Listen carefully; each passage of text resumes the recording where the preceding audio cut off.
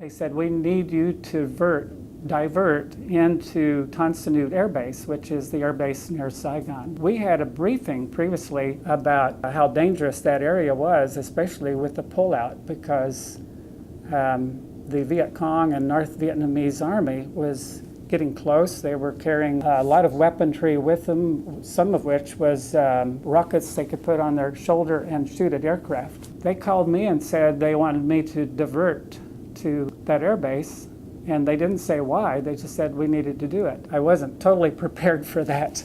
An instructor in my squadron, just a couple weeks prior, based on intelligence that our squadron had learned about, to just in case, let's practice a maneuver in the local pattern at Clark Air Base, where we would fly a downwind at 16,000 feet. Normally we'd do that about 3,000 feet above the ground, but we practiced this, but 16,000 feet of downwind. So if you picture an airplane that would normally fly around and just come in for a normal landing, if this is the runway, we would be at much higher altitude, 16,000, and pull the power back to idle and spiral down, configure as we're turning in with the engines back, and then running up the engines to have just enough thrust available if we had to do a missed approach. But I had the best co-pilot in the squadron. He'd been there for a long time, and he was so good. He was the one who was talking on the command post frequency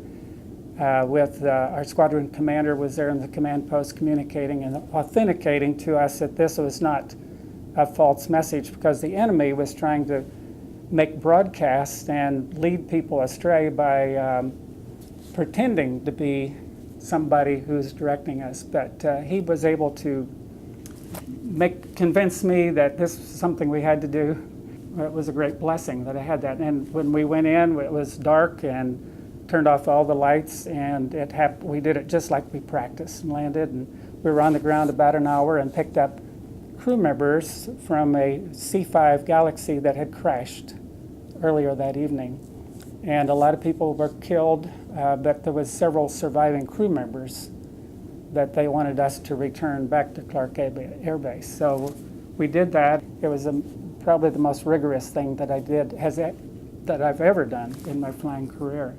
Going into the interview, we expected to hear all about the hardships Mr. Heinrich faced during his service. The experience was amazing. We learned about the Air Force, how he got in, and all the hard work he had to do while in the service. The interview exceeded our expectations because it showed Mr. Heinrich's heroism and how he kept his faith with God.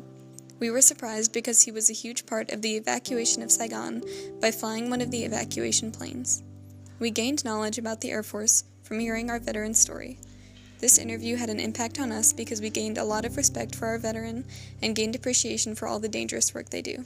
Our favorite moments were when he told us he was the first in his class for his service, and when he told us about saving people and children in Saigon.